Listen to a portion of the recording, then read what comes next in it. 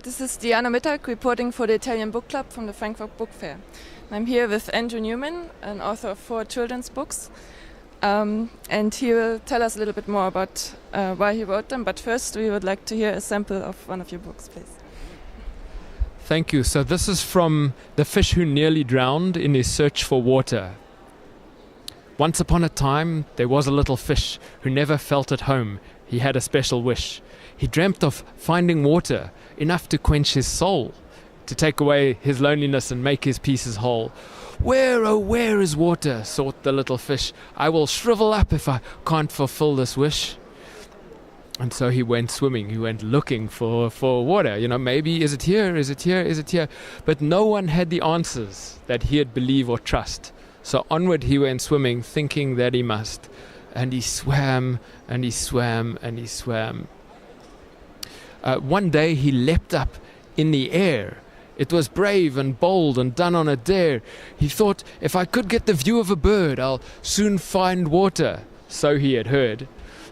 He leapt in the air, took a huge big gasp, and his gill shut down, drowned with the blast.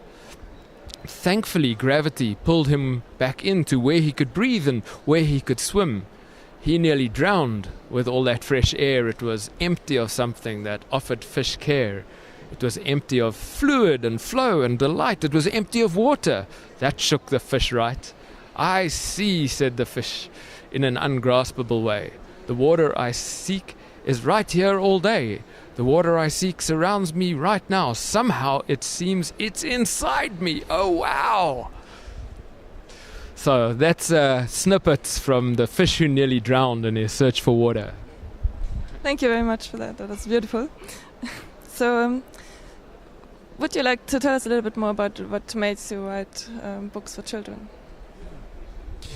Yeah, I really love illustration. I love creativity. I find that I've been writing poems for years.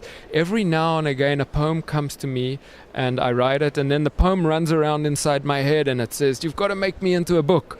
And I'm like, I'm trying to sleep, and the poem's going, make me into a book. So I like, okay, I'll make you into a book. And this was one of those for me. So I have a few. The bee who couldn't choose his flower, which is all about choice, as you can imagine. The tree of goodness, which is around our natural innate goodness. We don't need to do anything. The tree tries so hard to be good, but it's good already. It doesn't need to do anything.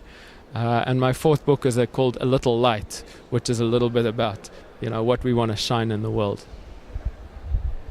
That sounds a little bit like the parents can learn and get something out of these books as well. Is that intended? Yeah, that's absolutely. I think it's perfect for ages of about 4 until 80. That if you're the grandparent reading this book to your children, or the mother, you're kind of reminding yourself, oh yes, these are good aspects for life and good attributes, and I want to teach it to my kids just by having the book in the house and by reading it. It's a very broad interpretation of the word child.